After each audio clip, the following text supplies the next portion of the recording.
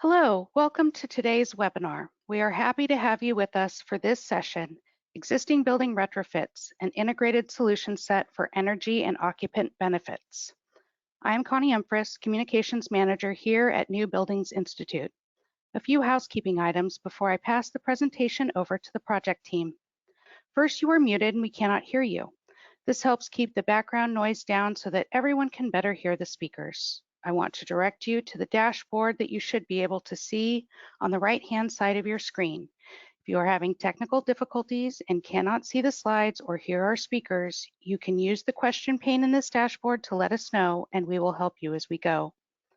We will take a few questions at the end of the presentation.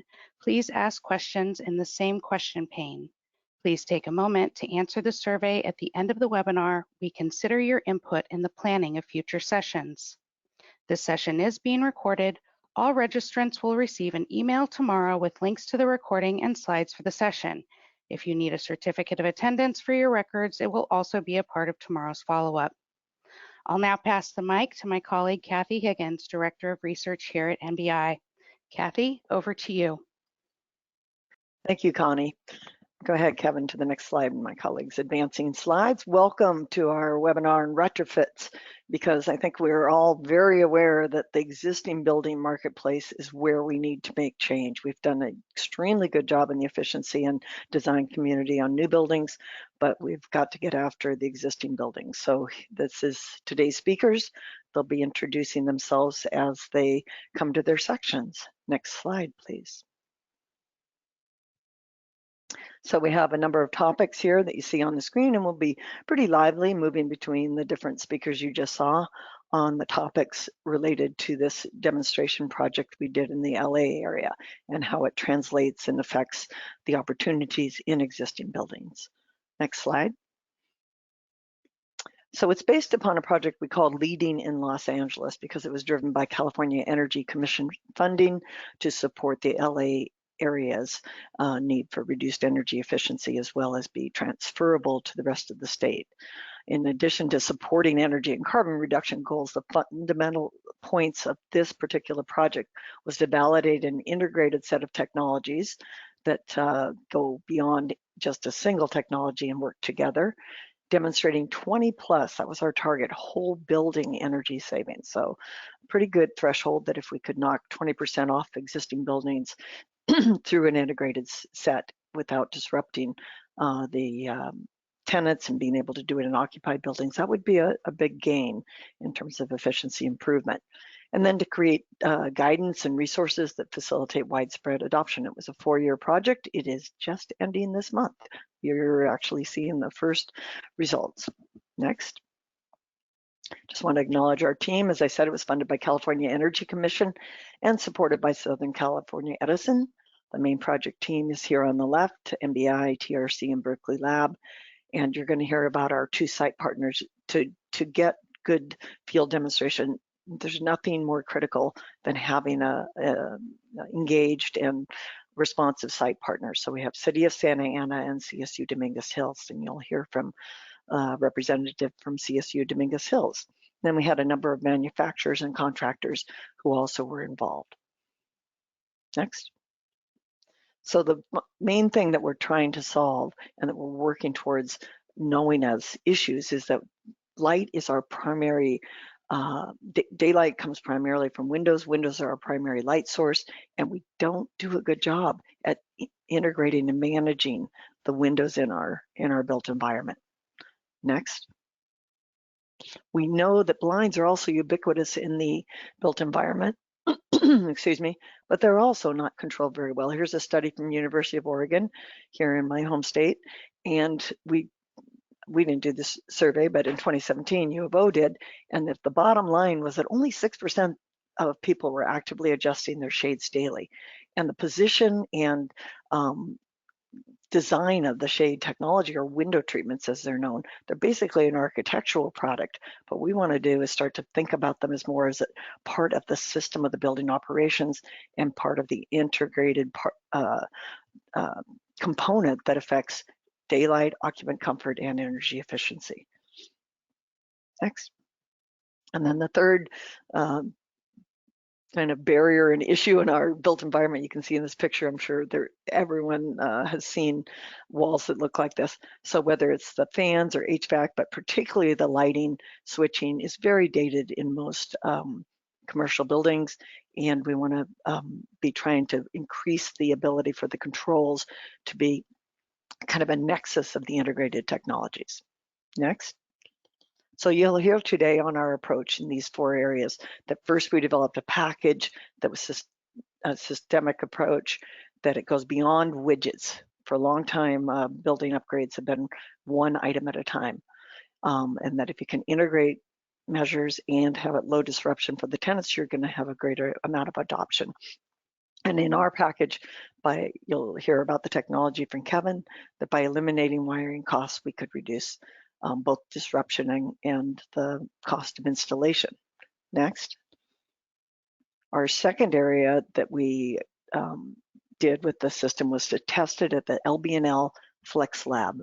And they did a number of scenarios you see here with the mannequins, testing the system in order to assess performance prior to the field demonstration. Next.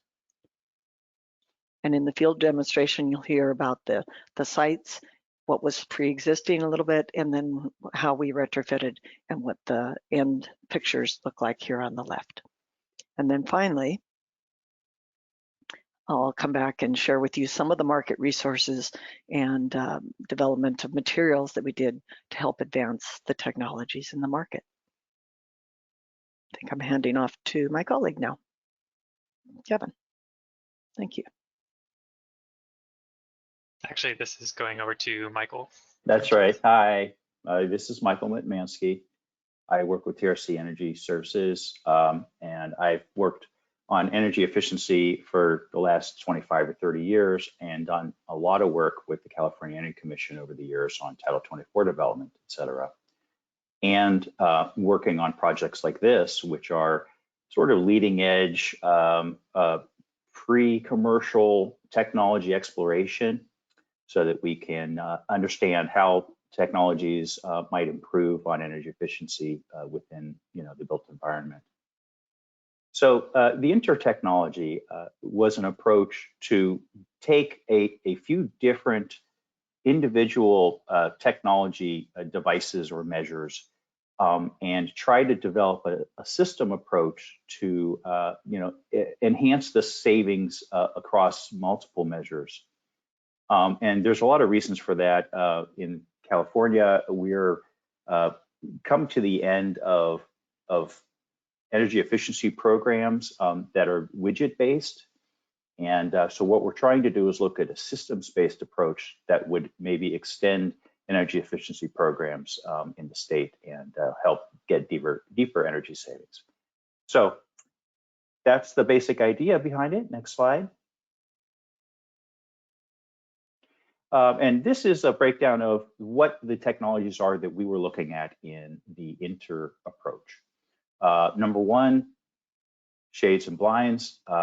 We have a blind system that's automated down below. We have a louvered section at the very top of the window that the intent is to redirect the light when it's available up onto the ceiling to help get a deeper penetration into the space to enhance daylight opportunities. Another part of this is that these are being powered through a solar panel that's plugged into the motors of the shade and roller system. And so you don't need to be bringing power into each of these locations.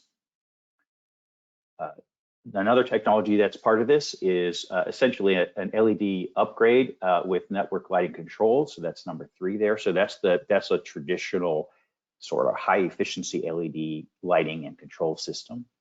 The 4th is an HVAC retrofit commissioning, retro commissioning, and what we're calling a light touch on this. So we're not doing any hardware updates, but go in and optimize the existing sequences within the system to maximize efficiency within the infrastructure that's already there.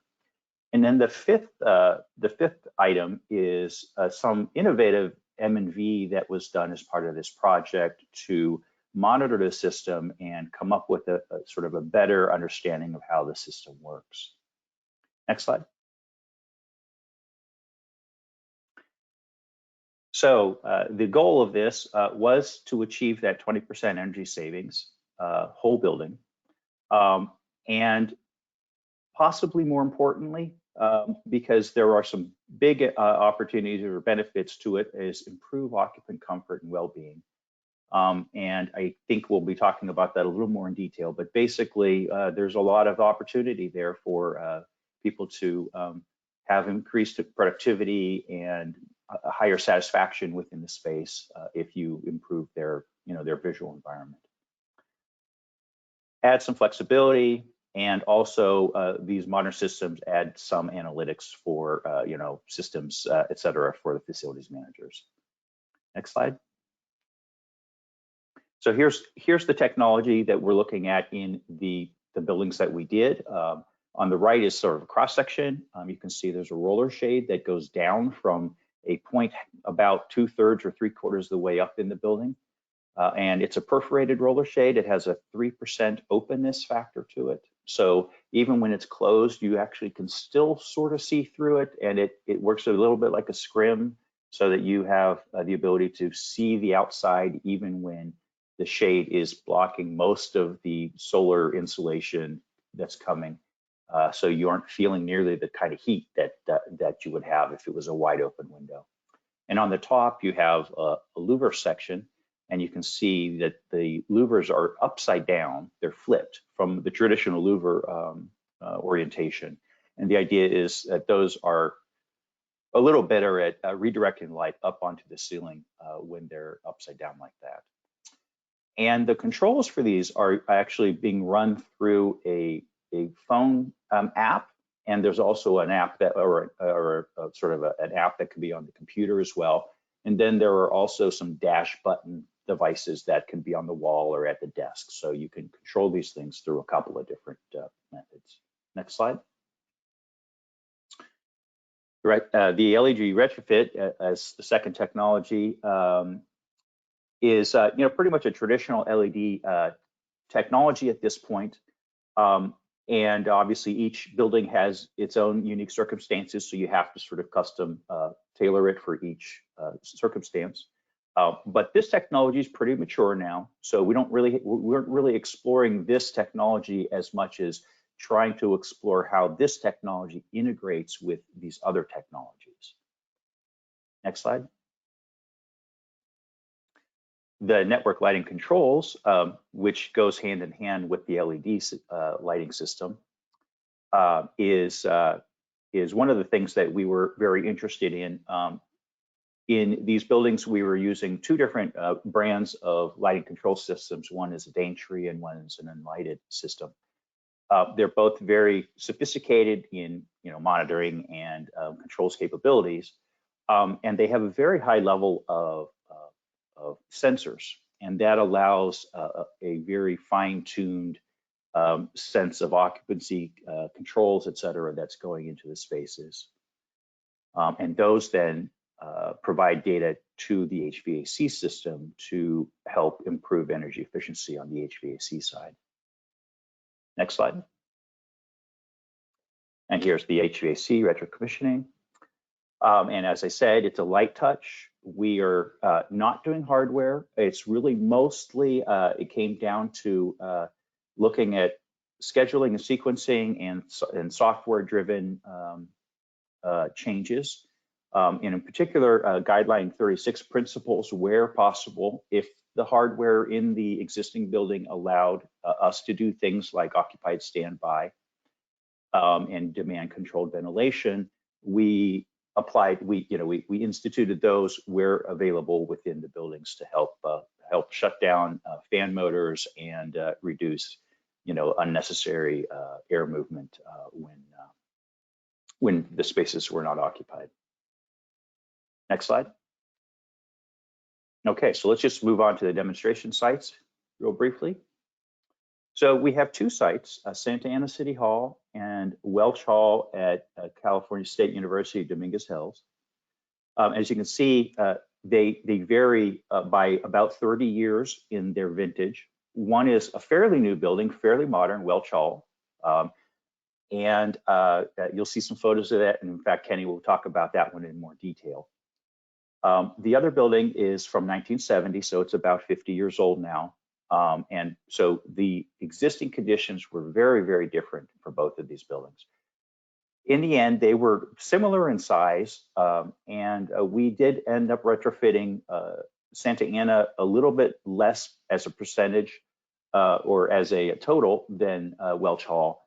But in the end, we were hitting about the same percentage for both. Next slide. Okay, so Santa Ana City Hall, there's about 8 floors to this building. It's got a very narrow north to south dimension. It's very long on the east and west axis. So there's a lot of south facing windows here. And then there's a bunch of north facing windows on the opposite side of the building that look just like this. What that meant is there's an awful lot of opportunity for south facing windows to provide some daylight redirection and opportunity. And the north facing windows are really a really great north light. They provide a very nice even north light opportunity for most of the building. Next slide. And these are some photos from inside. And what you can see here is the existing buildings looking to the south through the windows. And the lighting is sort of a strip light, a recessed strip light with a lensed, sort of like a lens troffer kind of arrangement happening there. And they run in strips down the building every about 8 feet, starting about 4 feet from the window and into the building. Next slide. Site number 2, CSUDH, Welch Hall. This building is obviously much newer. It's got double pane glazing and high performance glazing. And it has very different window conditions, whereas the other building had very constant windows pretty much throughout the tower section of the building. This one has 2 different types of windows happening, and then you'll notice there's an inner core area of the building. I'm not sure what they call it internally, but I think of the building as a donut. So there's sort of a donut hole there with a light well that's going into the building. Next slide. And as you can see, the corner offices there in the right photo have these strip windows that go pretty much the whole way around the corner of the building. But the inner smaller offices have a single window that's punched into the wall, sort of centered in each of the rooms. Very good overall maintenance, and the condition of the building was really a good opportunity for retrofit, but it was done very, very efficiently, and Kenny will talk about that more in detail in a little bit. Next slide. And in fact, I think we're going to slide to Kenny.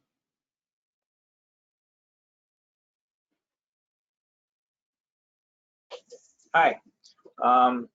So I've been here for 10 years. My primary job is the chief engineer, so all the heating and cooling on this campus, plus the energy manager. So always looking for ways for us to save energy. Before coming here, I was 26 years at Hostess Cupcakes and Twinkies, working nights the whole time. So if I couldn't figure out how to put it together, then it took hours for somebody to come in. So I have a lot of history in making things work together, which is pretty exciting here at the campus. The technology that we put in was we replaced all the fixtures with LED door kits for the most part, or retrofit kits. We put the Enlighted technology into every sensor. And then we grouped those together for the VAV zones. On top of that, wherever it made sense, we replaced the window blinds with the new blinds and the controls so that they would go up and down automatically. On the HVAC stuff, we did a lot of, we had already done some pretty good tuning with the normal stuff, static pressure reset and that kind of stuff. We did mix some of the new Title 36 stuff into it. But the biggest thing was we were able to then, because we knew exactly if somebody was in a space based on the occupancy sensing that we now have access to because of the new lighting technology, we only had to cool or heat the spaces that had people in them. And so that's where the biggest savings was. The fans didn't have to run near as hard to supply 6 offices as they did to supply 50 offices. And so by taking advantage of that, we're able to make huge strides. Some people say, well, it was COVID, so it was a no-brainer that if your buildings weren't that controlled. But honestly, COVID just kind of helped us to be able to tell the story a little bit better because it made such extreme differences. Even when COVID's not back, if you think about the fact that you have an office, you have actually, most of you, if you work in a big building, you share the thermostat with 4 other people. And so that means that those spaces are probably controlled to 72 degrees from 7 in the morning until 5 in the evening, 10 in the evening, depends on what your hours for the building are. But now we know that, all 4 of those people went to a conference, they're not there. So that VAV gets to be shut off. Due to COVID, we have to be careful about the air, how much air we're supplying to the building. So through programming, it's very easy to just say, okay, we want to do a flush, first thing in the morning, we want to flush all the zones and open them up for an hour. At the end of the day, we want to do another flush. And then in the middle of the day, if nobody's in the space and we can prove it, we're able to shut those down almost completely. Some spaces, southwest facing windows that overheat really fast, we don't shut it down completely. We'll set it to a certain temperature so that we know we can recover. So those are some of the things that we had to think about. Next slide, please. So in a nutshell, here's what happened. So if you look in late January, early February, we started the retrofit. And if you see that the energy consumption went up, that's because the building that used to shut off at 10 o'clock at 6 o'clock in the evening for 3 floors, 10 o'clock for the first overnight for the first floor, we had people working in there 24/7. So at nighttime, we would bring crews in to do the lighting so we wouldn't interrupt the people, the occupants. That means the building energy actually went up because we were running it 24/7. And then if you look between February and March, you see that the energy went down. So the lights got installed, the commissioning got done. We started turning fixtures down. We went from 2 to 3 32-watt fluorescent bulbs to a 34-watt LED fixture, and then we turned that down 40%. That kind of became the average, was probably about 40% was the setting. The beauty of the system was, when you talk about the comfort, is every single person got to have the light level at what they wanted. In the past, I've had people take bulbs out all by themselves and not tell anybody, right? They stand up on top of their desk and pull the bulbs out because it's too bright in their office. Now we were able to set that light level to what people wanted. Some office spaces that had nice windows that were good and went home at 5 every day, they had their light level set down at 15%. We gave them a switch so that they were able to raise those lights if they wanted to, though. So when we got into the commissioning stage, the idea was to set the light level to where the occupants wanted it 90% of the time. So if they liked it nice and dim because their monitor was bright, then we would turn it down to what they wanted. But with the wall switch, which was wireless, they could just get up and do a 2-hour override and turn their lights up to 100% if they had visitors coming in to work on a report or something like that. And so you see those 2 humps right after when it started going down. And then the second hump right there with the little spike on it, that was March 17th, the day that we sent everybody home. Actually, sorry, that's lower than that after. So in the middle of March, you see where it says stay at home order. That was March 17th. We sent everybody home. There you go. Thank you. And we got another saving. So you can see that we started off high. We went down low and we started getting them all commissioned correctly. We dropped down even more when the people weren't there because the lights weren't on. But we still hadn't done the building automation stuff. And so then in April, we got around to tying that all into the thermostats. And you can see that it just plummets again and stayed down. Even now, we're pretty low down there because we won't fully occupy this building until January, February. Next month, they talk about bringing back a bunch of people, but it'll still be a lot of people working from home. The top slide is the KWH, and the bottom slide is the KW, and pretty much they follow each other exactly. And so my personal feeling is that the HVAC savings was higher than the lighting savings, and the lighting savings was huge. This building is run off of a central plant loop, and so we have chillers back somewhere else, and we pipe water to that building. What we also noticed was that the chilled water usage went down. If this building on average before took 50 gallons per minute to keep it cool, once we did this, it went down to 25 gallons per minute. And we were able to see that all the way back at the central plant. So my chiller wasn't having to work so hard, main distribution pump wasn't having to work so hard, and it was a huge savings. So the occupants are more comfortable. They got to set the lights where they wanted them. The equipment's not working as hard. We're saving tons of money. This works out to later on, we put solar and batteries and start playing with microgrids on the buildings and stuff, and we won't have to supply as much. Next slide, please. So to put that in perspective for you, here's a floor plan of the 4th floor. The hot zones or the blue zones are actually where people are. And so before this technology was all tied together, that entire floor would have been 72 degrees from 6 in the morning until 6 in the evening.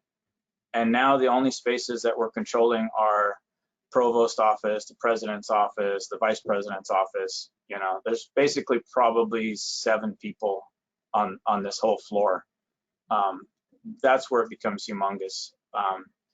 This particular building, I should have said that in the beginning. So this is the main administration building. It C-suite on the 4th floor, all of IT on a third of the 3rd floor, some classrooms.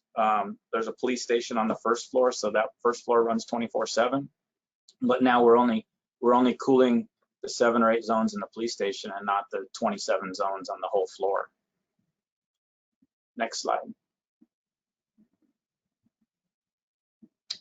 There you go. Thank you.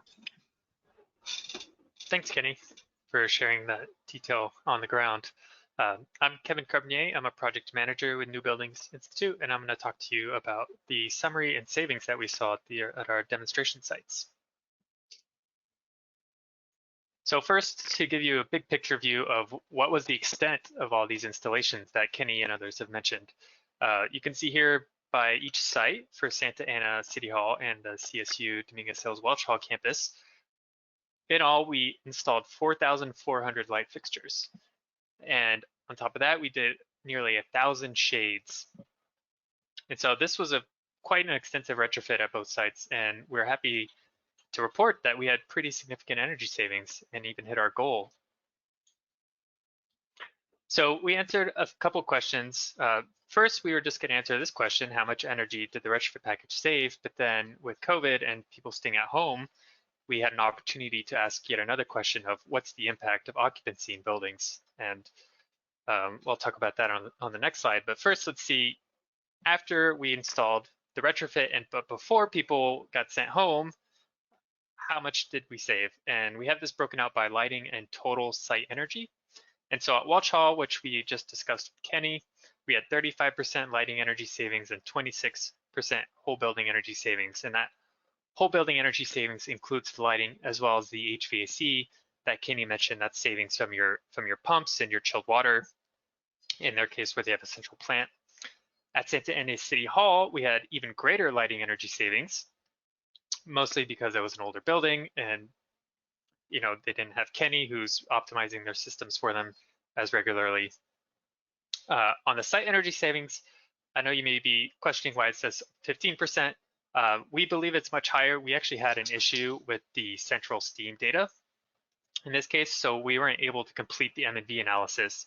So what you're seeing here is 15% whole building energy savings just from the lighting alone. We suspect that, if it's proportional to what we got at Welch Hall, this is probably closer to 25 or even 30% whole building energy savings, which is kind of what we had predicted at the outset of this project based on, what the end use shares are of these different technologies and what they would address. So this is, the first answer, what did the retrofit package save? Pretty good numbers here. But then what was the impact of COVID or shelter in place? And so, as I mentioned, we had the issues with the steam data. So at Santa Ana City Hall, we couldn't see what the HVAC savings were, and therefore we didn't have a whole site energy savings. But we can see at lighting at Santa Ana City Hall, where they don't have, the sophisticated controls, we're just getting 7% lighting energy savings.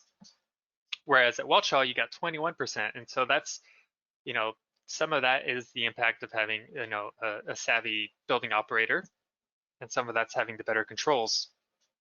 And so this is additional savings after the retrofit. So you got the 30 to 40% lighting savings, and then on top of that, you got 20% more savings from shelter in place. And I suspect if we ran this again, it'd probably be even higher now, since the integration from the luminaire level lighting controls on Kenny's side have expanded even further.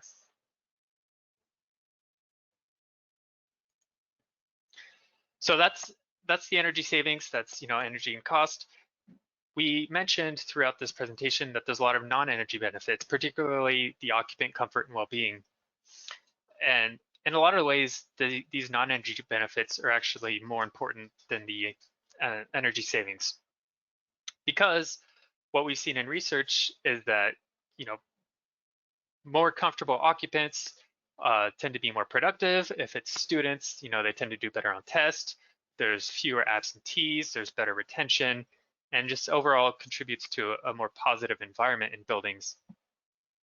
And I don't know, as we've seen the trends, workers are having more and more power now because we're all working from home. And as we go back to the office, there's a lot more, power in the hands of the workers to demand more from their buildings. And so this is one way that building owners can create more inviting spaces, have more attractive commercial real estate, is by having these, automated shades, improved lighting where you can tune the lighting to your own needs in your office space. You can see here, you get views to the outside even when the shades are drawn. This helps actually mitigate heat gain at the window too. So I don't know, we've all probably sat next to a window and you feel like you're gonna get a sunburn on your arm because you're getting the direct sunlight on you. So this is a way to kind of get the best of having daylight in the space, so you save energy and you get, daylight, which is, much more enjoyable than artificial light, as well as still be able to see outside of the building and get that connection to the outdoors. We also heard from Kenny that you get these data analytics. So now we can see where people are in the building to make better informed decisions about how we use the space. And in these network lighting control systems, if we do change the way a space is used, or if we have a different tenant move in, for example, we can reconfigure the zones and the lighting to accommodate that change without having to have a costly solution. Really, you just kind of go in and reprogram the system, and there you go, you got your new space laid out. So what were the costs? The point of this project was to prove the validity and efficacy of this packaged approach, and I think we proved that out. In this case, we've got two levels of costs, just to kind of give you a more complete picture. We see somewhere from $5 to $8 a square foot for the full lighting retrofit, and that includes the sensing and the commissioning to get all of that integrated into your HVAC system. And then the full package that includes the HVAC retrocommissioning, the lighting, the controls, and the shades comes out to about $10 to $14 a square foot. And so the difference, we see that most of that energy savings come from the lighting, but then the full package really gets you all of those non-energy benefits as well, which, as I mentioned, can be the better selling point from the point of occupant comfort and making spaces better for workers and students and occupants. So now we're going to share our lessons learned from this project. It was a 4-year project, as you can imagine, with the stay-at-home orders, and this being a relatively new technology for the shades. There were some hiccups along the way, so we're going to share our lessons learned, what we would do differently, so that those of you who are taking notes can, learn from our experiences and have better luck as you do retrofits in the future. So I'll pass it off to Kenny here to talk a bit more about on the ground what the experience was like and what we would do differently if we were going to redo this retrofit. Hi, thank you. So one of the biggest things is to bring IT in early. From a chief engineer perspective, a lot of my peers are, if it works, don't touch it, right? And so to get past that hurdle, you need to be super organized. We're in a time now when we need IT, so you need to build those relationships, and the best way to do it is to very early bring them on board and ask them their opinion and get them to buy into it. Without IT's help, a project like this is not going to happen, or it will be super, super painful, and you'll need to get people over their head to force that. And so being organized and connecting with IT early on is a huge lesson. When you're going to pilot new technology, don't do an entire president's building without testing it out in a couple of office spaces first. They did test at, Kevin, what was the name of the institute you guys did it up there at Berkeley? Flex Lab. Flex Lab. So they did test at Flex Lab, but Flex Lab is designed to do tests, right? And so what worked there was still laboratory experience. And so you need real world experience if you're playing with new stuff. And so in hindsight, we would have done one office suite and worked out all those IT issues and controls and programming and wireless and all the little things. That's not to say that it doesn't work. We made it all work, but it would have been less painful with the conversations that I had to have with the vice president and some unhappy customers. Once it worked, the customers are ecstatic. They love to be able to open and close their blinds. They love that the lights are adjusted to the level they want. But those are a couple of the big lessons learned. Next person. Oh, yeah, and I can talk to that too. Manage occupant expectations, LED brightness operations. So when you do a program like this, LED lights 90% of the time, in my experience, are going to be brighter than the fluorescent ones you took out. And so you're going to have some occupants that are very unhappy that the lights are too bright. It's going to give them headaches. It's going to cause all kinds of problems. And so not only do you need to bring IT in early, but you need to let your occupants know, hey, this is what's going on this date. And we promise to get the lights adjusted to the level that you're comfortable with on this date or as soon as possible. If you bring them in early, you will fix or eliminate a whole bunch of headaches that you're going to have. And like I said, LED is brighter. You're not going to put a brand new fixture in and leave it at 100% very often, a couple places. But like I said, probably 75% of all the fixtures we put in ended up being around 40%, which means the rest were people were unhappy with the brightness. And so you need to let people know early on what you're going to do. It also would help if you did a couple of vocal people that could be your advocates, right? Get it set up nice for them and say, hey, you like this, talk to your peers. That helped also to help that. Yeah, thanks for sharing that, Kenny. A couple other points here. The maintain a manual override for automated shades. So in this technology, the way we installed it, Michael had mentioned earlier, you can control the shades through your phone app, your desktop computer, or via a button that's actually, moves the shades to a preset one of 4 preset options, but in this case, there wasn't a manual override.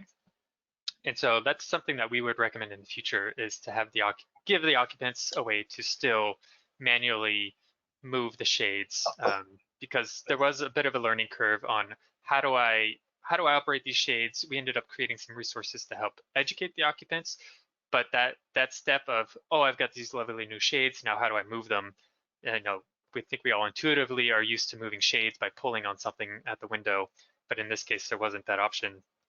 And so the transition could have been smoother there, and we would actually just recommend having that manual override. And then lastly here, there's the upper louver portion that we mentioned in the shade that redirects the daylight into the space. That's currently controlled and meant to adjust itself to optimize for getting the daylight in the space. But what we found through this testing is that you don't get that much additional benefit from tweaking the angle of that upper louver. And so we would recommend just setting it to a position and demotorizing that portion of the shade, so that the battery within the shade motor, that powering that shade motor, could just focus on powering the lower roller shade portion. And that kind of simplifies the technology a bit and can actually bring the cost down a bit as well. So those are some of our key lessons learned. I don't know, Michael or others, if you have anything else to add. Yeah, I wanted to add one point to this. I think those are all, really valuable takeaways. Some of these are tied to the fact that this is a pre-commercial technology that we're exploring, and some of them, in particular, the LED lighting expectations and the manual override aspect, are that Kenny mentioned, are are relevant to any LED lighting retrofit that occurs. So, some of these takeaways are really specifically tied to the fact that we were trying out some pre-commercial technologies that hadn't really been implemented in any kind of large scale anywhere at this point. But there are definitely good takeaways that can be applied really to any lighting retrofit project of this type as well.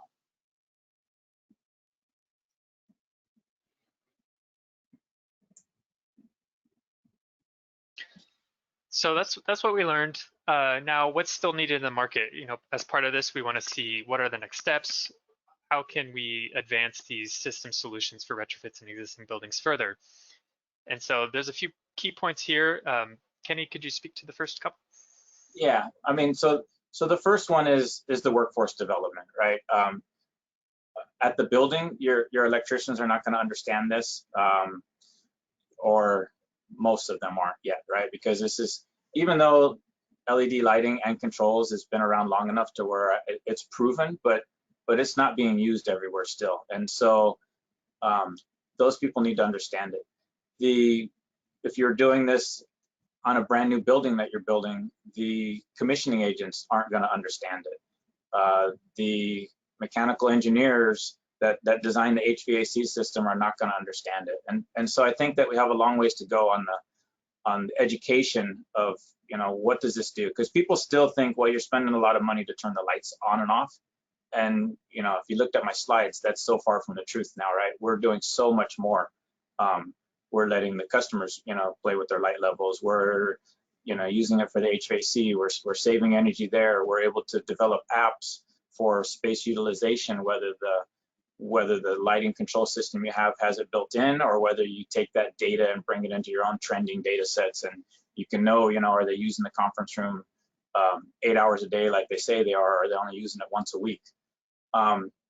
And so the people that make the decisions and the people that are going to run that thing also need to know what their possibilities are.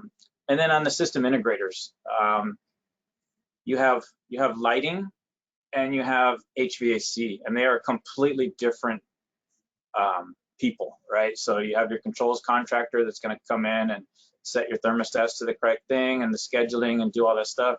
And you have your lighting contractor that's going to install the lights and make them go on and off. But in order for those two to work together, there's a point where they interact, and My experience on several buildings that I've done with, this building and a couple others that I've implemented this on is that they both look at each other and point the finger. Well, you're the lighting guy, you have to do it. The lighting guy says, no, this is controls. Your control guy has to do it. And the control guy is like, well, I don't know your lighting software, so how can I do that? And so even the lighting installers and integrators and stuff out there need to know all of the possibilities that their system can do, and they need to understand how to help out the controls guy to make that happen. And early on in the project, those roles need to be clearly set, so that that doesn't become, yeah, we can do that, but that's a change order because we had no idea you wanted us to create those zones for you. So the system integrators need a lot more education on the multiple systems that are out there. Great, thanks, Kenny. So a few more points. The number of shade automation providers, that's the controls for the shades themselves, was lacking, and it still is. So hopefully there'll be some, more movement in the market to come up with some other solutions to how to automate these shades. The current manufacturer who's providing the controls for our project has a machine learning algorithm that actually can do predictive control of the shades. So it'll learn where you like your shades over time and can move those automatically for you. And so there's a lot of opportunity here for more providers of controls to come into this space. And that can help also bring costs down as there'll be more competition in that area. There's improved shade hardware. We noticed that the PV panels on the shades could use some improvement to get additional power out of them. Currently, we don't have any automated shades on the northern exposure, but the manufacturer was confident that, with improvements in the PV panel and future generations, that they would actually be able to automate shades on the northern side by having these newer panels that can actually charge the motor, and so that you don't have to have a wired solution or a manual shade on the northern exposure. And then, Kathy, do you want to talk to this last point about the design community? And then. Yes, certainly. But I'll make an additional point on the PV panels that I think as an emerging technology, we're going to be seeing more and more applications or opportunities for micro PV technology powered from inside buildings. And so this was part of the emerging development here. We want to get those robust. We want to get them self-powered, and that helps us in our entire big picture quest to have both a green grid, solar on buildings for self-powering, bilateral transaction of energy use. But as we start having EV powering and other needs, anywhere we can self-supply a technology at the building is going to help the whole grid exchange and grid optimization and be in a better position. So I think you're going to see more of PV, micro PVs. Regarding design community, we know that a lot of them certainly spec blinds and shades into buildings, but that's about it. An interior designer comes in and says, okay, the windows need blinds, whether it's a tenant improvement, major renovation, or new construction. They're not looking at shades as an integrated part of the entire energy system and the occupant and operator interaction. So that's an important part of the education that our project has been advancing, and that we know that specifications are very modest and don't really give the contractor an opportunity to respond to a specification they can be successful at in the installation, and that everyone can be happy with the final result. So getting better specs. It's the same thing Kenny talked about, expectations of the occupants. We have expectations of the owner-contractor relationship. So we want to improve that, and we've developed some tools and resources to help that.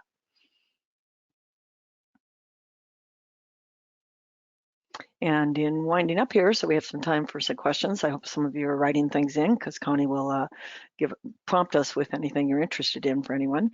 Next, a couple wrap-up slides here.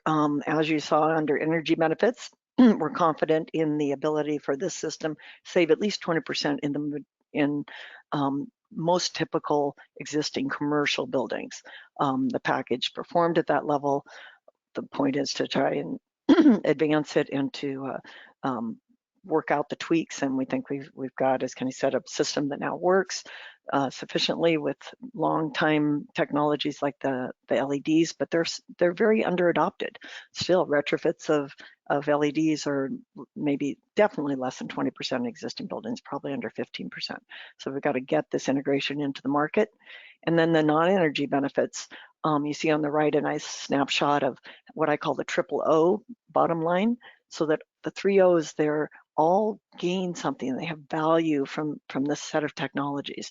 And when you can express that and see that, then that makes the investment that Kevin showed earlier, the difference between simply doing a widget or a single technology at the lighting level to doing the whole package he showed in the cost, makes sense, because you've got a bigger value to your commercial building asset and to your end users and the people who run it and the people who pay for it.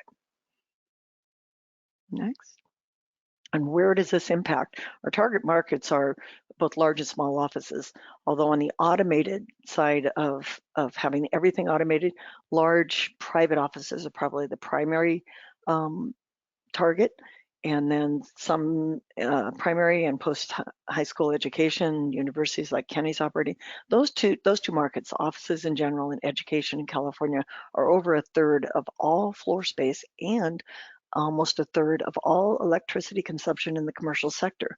So what if we cut 20% off of a third of the electricity use in California? How far would our energy resources go?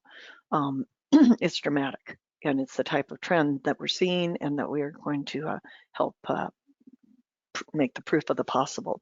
And also hospitals and healthcare are an additional, a little more complicated environment, but they're very interested in the space comfort in there and controlling glare and heat in the patient rooms.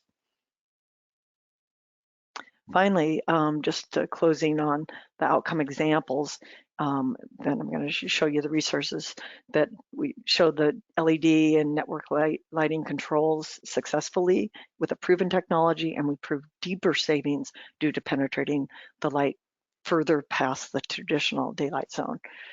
There was an absence of occupant and industry training materials. I'll show you how we upgraded those. And as Michael was talking about, this 3% light transmittance is a big deal, because usually often a blind is, either up or down, it's dark or it's light. Here you continue to have connectivity with the outdoors, which is an important occupant benefit. And we know that people, when they have this type of quality installation, they're very satisfied. And the COVID-19 effect, we both monitored the benefit of the advanced sensors in an unoccupied environment and gleaned additional savings. But we also produced some points and some study on how the upgrading facilities relates to a COVID and a reopening. So let me show you the resources and we'll jump to questions. You can just hop onto this webpage, and even if you just Googled NBI leading in LA, it'd take you to it. But you'll see 2 dynamic 4-minute videos up in the top that are on this page, as well as a market resource here that is focused on the both the design team and the owner. So how do you make the case? It's a little bit more of the benefits and the rationale. That's the controlling for comfort. And then the middle item on the bottom is about the reopening offices. It includes a checklist for reopening offices that integrates upgrade opportunities with some of the policies and practices. And then on the far right is the inner guide, which, as I said earlier, addresses that barrier in specifications and installer training. So let's see if anyone online has got any inquiry to this great group of people. We do have some questions. If I could get my panelists to go ahead and turn on their cameras for this last little bit. Okay, this first question is, the study is focused on warm climate, high sun load. Any thought about applicability to cold climates? Yeah, I mean, I can speak to that one. So the building envelope would play a big part in that, right? How far that you could go. Could you shut off a zone completely, or could you just turn it down some, right, in a colder climate? But it's still the same thing. So maybe the window blinds aren't as important in the colder climate, because maybe you want the windows up, blinds up. But you still have the same comfort levels, right? For the lighting levels, you still allow people to have a little bit of control so that they feel like, you know, they matter, instead of it just being part of this big thing and you're forced down your throat. This is the light levels and you're stuck with it. But the HVAC is the same, whether it's the heating or the cooling. We're not heating and cooling spaces to the same extreme that we are when nobody's in the space. And that's, you know, we saw that that's a huge energy savings. Right. Let me add to that if you're sitting within, say, 5 or 10 feet of the window and you've got the sun on you, even in a cold environment, you're likely going to be getting too much heat from the sun. The sun's just so strong and so powerful that it's a difficult thing to do, to manage without having some kind of quality shading system, you know, on the windows. In the middle of the winter, you know, you could feasibly tolerate a certain amount more heat because the air temperature might not be enough to sort of make you feel warm enough. But after a little while of sitting there in the sun, you'll be baking, you know, too much. There's just too much insulation happening. So it's valuable even in northern climates. Okay, great. Do you have a rule of thumb as to the percent of fenestration to wall ratio where this technology will work?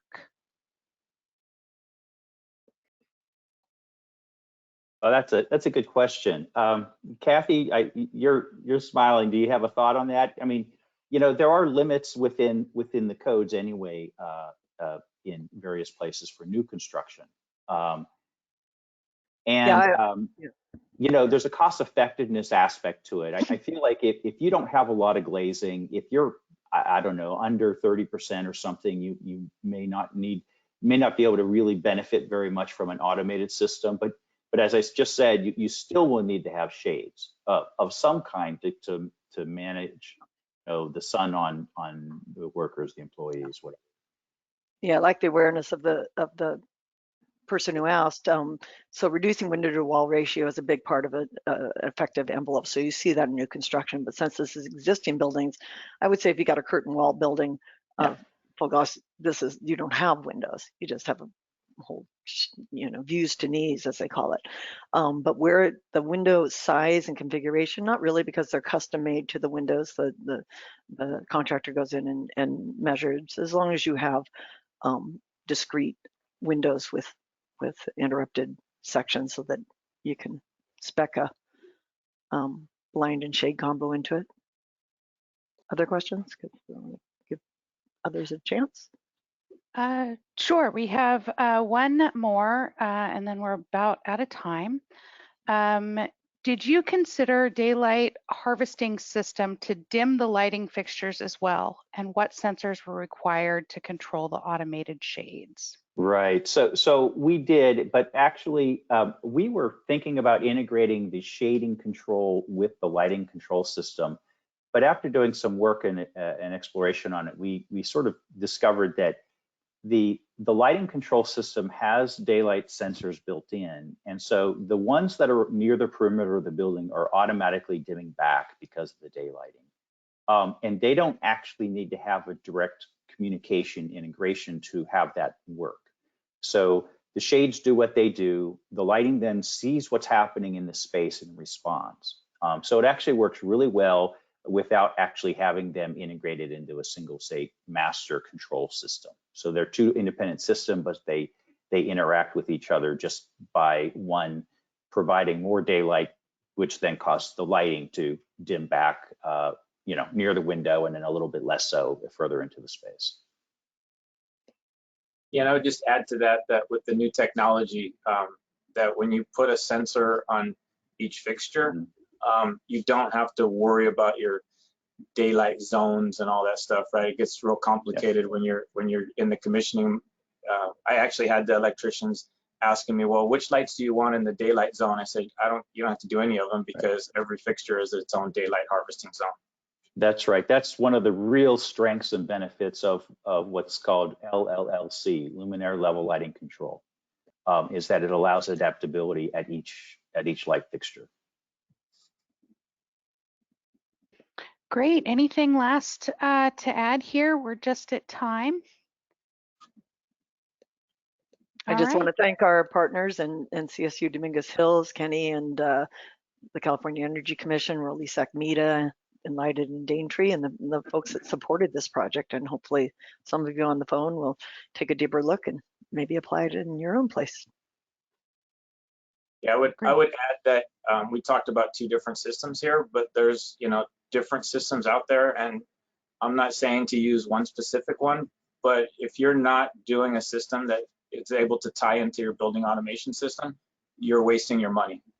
You're putting money into a stranded asset, or you're going to spend more money later on to incorporate that, because maybe Title 24 doesn't say it today, but it's going to say it tomorrow. You know, we're only getting stricter with the energy stuff, and it's just with the controls that are out there now and the stuff that's out there, it's really not that complicated. You don't need a Kenny to do this. You know, just do good documentation, and it should be done and automated, and you're done with it.